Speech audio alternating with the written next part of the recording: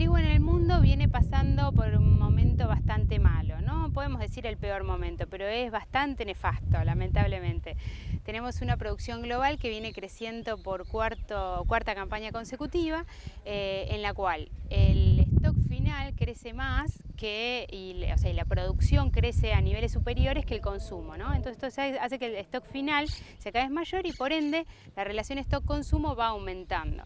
Esto genera en el mundo una tranquilidad en cuanto al abastecimiento de trigo que desde ya a la demanda le genera poder ofrecer precios bajos, y en este momento estamos en un precio internacional, podríamos decir por el piso, ¿no? Entonces, bueno, internacionalmente no es positivo.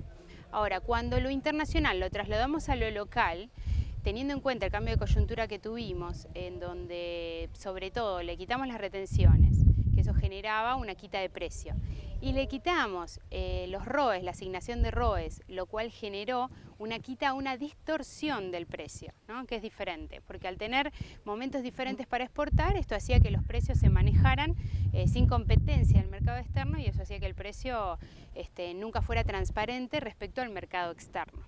Entonces, al tener esta situación, al tener este cambio de escenario, nosotros podemos referenciarnos con el mercado internacional, y el precio internacional bajo a nosotros se nos traduce en un precio positivo, porque a nivel local, si comercializáramos un trigo pan, tendríamos un trigo de $180 tranquilamente, $175.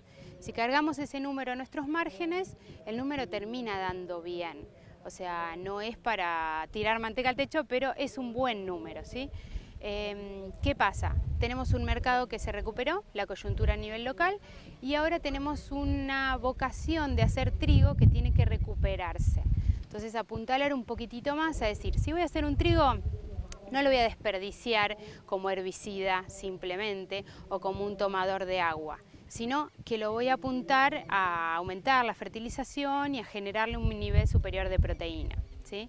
Aclaremos que el trigo de calidad no es trigo de calidad, es trigo pan, es el trigo que siempre hacíamos, solamente que bajamos de nivel, bajamos la vara. Entonces ahora la idea es recuperarla a través del manejo técnico, que de eso los asesores saben mucho, y estaría bueno reforzar todos esos aspectos en trigo, ¿no? A la hora de cosecharlo, tener en cuenta de conocer qué estoy cosechando. O sea, ya no puedo descansar en decir entrego el trigo a la cooperativa y ya está, y el precio que me ofrezcan. Porque si mi trigo no es forrajero, sino que tiene un nivel de proteína superior a 11, entonces puede ser comercializado como trigo pan. Y esto en algún momento se generó una diferencia de mucho más del 10% del precio. Entonces, tener en cuenta eso para los que decidan hacer trigo, el manejo de trigo y la comercialización finalmente, para poder conservar y solicitar a los comercializadores que lo valoren como trigo pan y no trigo forrajero, que ese es el que se estuvo comercializando en el último tiempo.